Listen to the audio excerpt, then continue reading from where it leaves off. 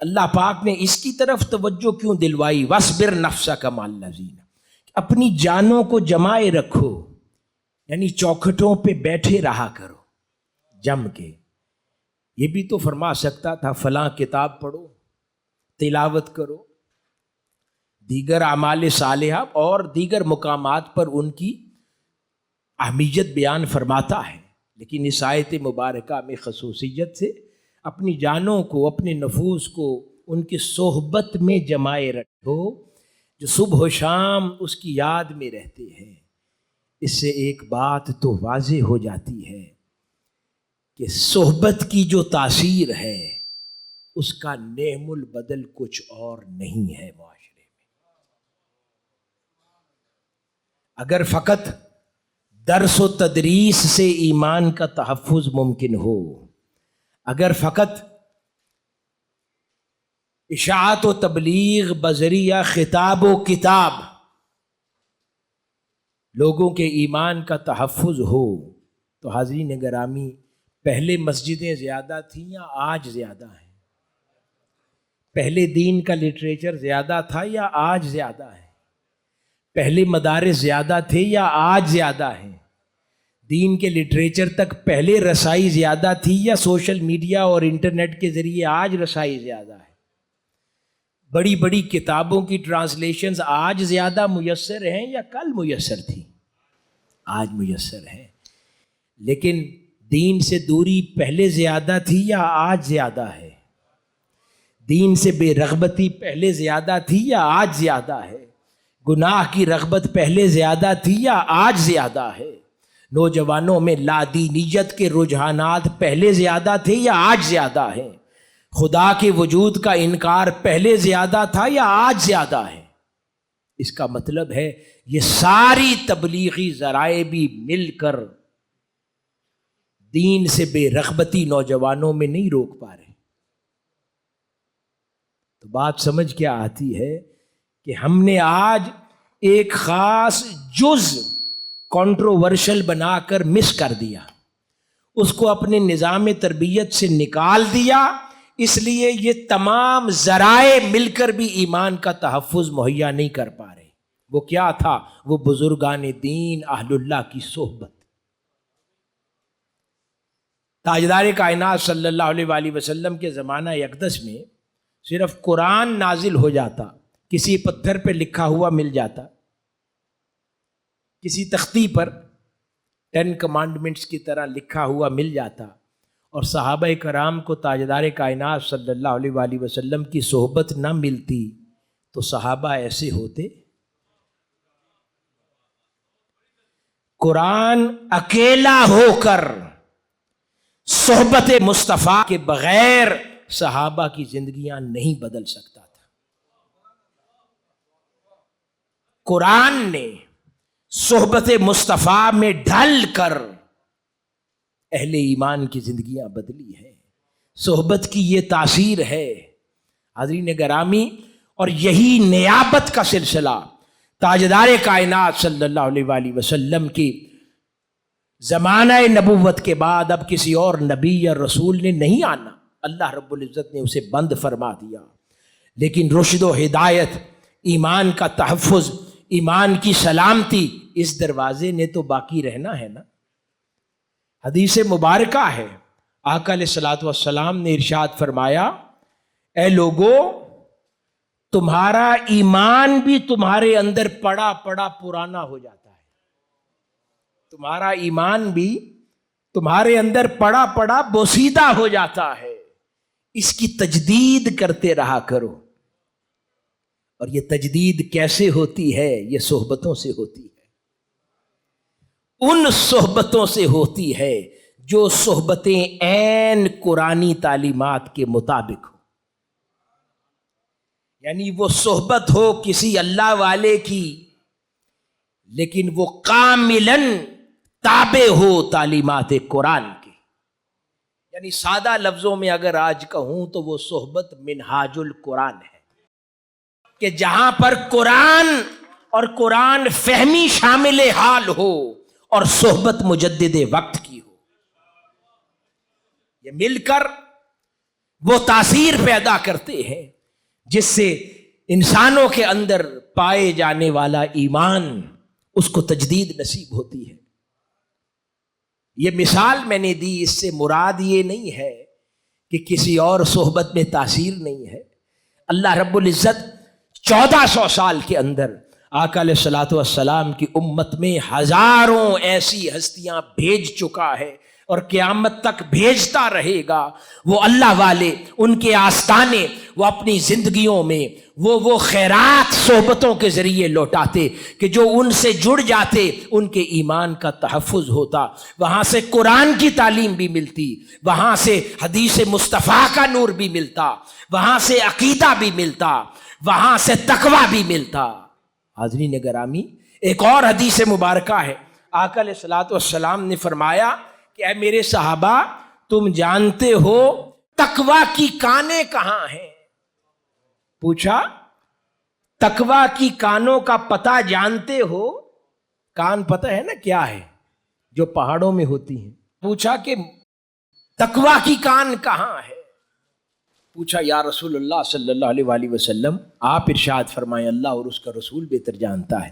آقا علیہ الصلوۃ والسلام نے فرمایا تقویٰ کی کانیں عارفوں کے دل ہیں۔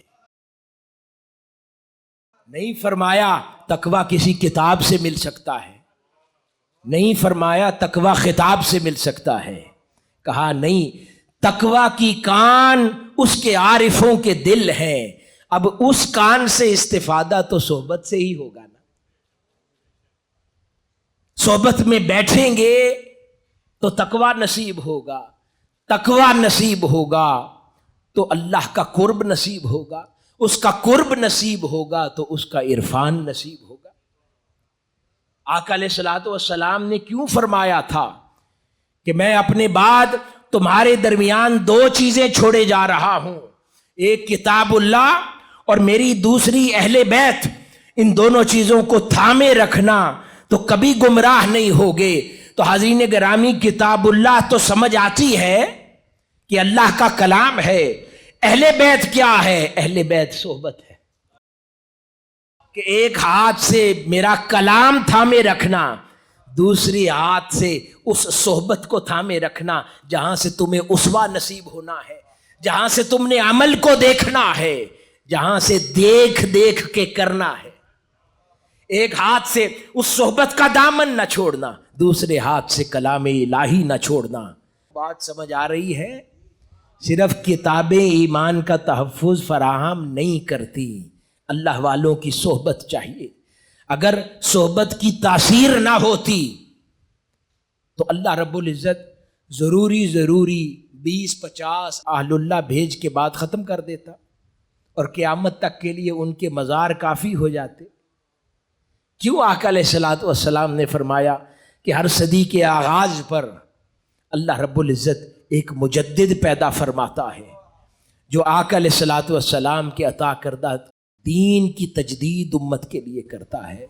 کیوں آقا علیہ الصلوۃ والسلام نے فرمایا کہ ہر دور میں کہیں فرمایا ایسی 7 ہستیاں ہوتی ہیں، کہیں فرمایا 40 اشخاص ہوتے ہیں، کہیں فرمایا 21 اشخاص ہوتے ہیں۔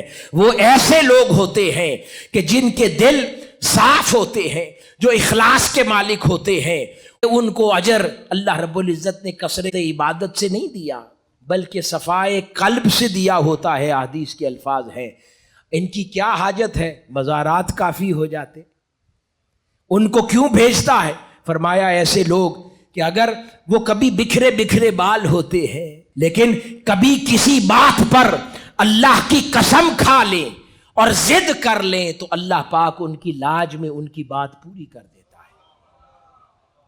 ایسے بندوں کو کیوں بار بار بھیجتا ہے اور قیامت تک بھیجتا رہے گا؟ اس لیے کہ زندہ صحبت کی کوئی بات ہوتی ہے، زندہ صحبت کی کوئی تاثیر ہوتی ہے جو ایمان کو بہتر کرتی ہے، ایمان کی تجدید کرتی ہے۔ ان صحبتوں سے ایمان زندہ ہوتا ہے، اسے تقویت ملتی ہے۔ حاضرین گرامی، صحبت میں ایسی کیا بات ہوتی ہے کہ جس سے ایمان کو تقویت ملتی ہے جو کتاب میں نہیں ہوتی، صحبت ذات میں ہوتی ہے؟ حاضرین گرامی، صحبت میں عمل ہوتا ہے. انسان وہ باتیں جب پڑھتا ہے نا اسے لگتا ہے شاید میرے زمانے کے لیے نہیں ہے، میرا زمانہ بہت مشکل ہے، اس دور میں شاید ایسے اعلیٰ معیارات پر اترنا بڑا مشکل ہے. انسان کو شیطان ایسے وساوس سجاتا ہے. اس لیے ہر دور میں اس دور کے مطابق اللہ اپنے اہل اللہ کو اور ہر صدی میں مجددین کو بار بار پیدا کرتا ہے. ہر بدلے ہوئے حالات میں پھر سے اپنا بندہ پیدا کرتا ہے تاکہ اس کے ساتھ جڑنے والے، اس کی صحبت و سنگت میں بیٹھنے والے دیکھ لیں کہ نہیں، ایسے حالات کے اندر بھی ان معیارات کے مطابق زندگی گزارنا ممکن ہے. تو وہ ان معیارات پر عمل کر کے نئے سٹینڈرڈز مقرر کرتے ہیں. یہ صحبت کی تاثیر ہوتی ہے. دوسرا، ان کی صحبتوں پر اللہ رب العزت کی بارگاہ کے انوار ہوتے ہیں، تجلیات ہوتی ہیں، برکات ہوتی ہے، اللہ رب العزت کی توجہات ہوتی ہیں. ان کے گرد ان صحبتوں میں بیٹھنے سے ایمان کو تر و تازگی نصیب ہوتی ہے، ایمان کو مہک نصیب ہوتی ہے. آقا علیہ الصلوۃ والسلام نے ارشاد فرمایا نا، معروف حدیث مبارکہ ہے، فرمایا اچھوں کی صحبت عطار کے دکان کی طرح ہے کہ سودا کوئی خریدے نہ خریدے وہ خوشبو لے کر ضرور آتا ہے. حدیث مبارکہ ہے جس پر پھر صوفیاء کے اشعار بھی ہیں. اور بروں کی صحبت لوہار کی دکان کی طرح ہے، بھلے جا کر خود کام کرے نہ کرے لوہار کی دکان پر، لیکن کپڑے ضرور کالے کر لیتا ہے. تو حاضرین گرامی، یہ صحبت کی تاثیر ہے. انسان صحبتوں سے لوٹتا ہے تو مہکتا لوٹتا ہے، ایمان کی مہک لاتا ہے، عشق مصطفیٰ کی مہک لاتا ہے، محبت رسول، محبت اہل بیت، تعظیم صحابہ، امن و امان، سلامتی، احترام انسانیت، ہر کسی سے پیار، بین المسالک ہم آہنگی، بین المذاہب ہم آہنگی، محبت کا کلام، محبت کی بات، محبت کی تاثیر صحبتوں سے لاتا ہے. بن صحبت جب باتیں پڑھتا ہے تو دل میں نہیں اترتی. اس لیے اللہ رب العزت نے قرآن مجید میں ارشاد فرمایا کہ ایسے لوگ جا ملیں ان کی صحبتوں میں اپنی جانوں کو جمائے رکھا کرو اور ان کے چہروں سے اپنی نگاہیں نہ ہٹایا کرو، ان کے چہروں پر نگاہوں کو جمائے رکھا کرو.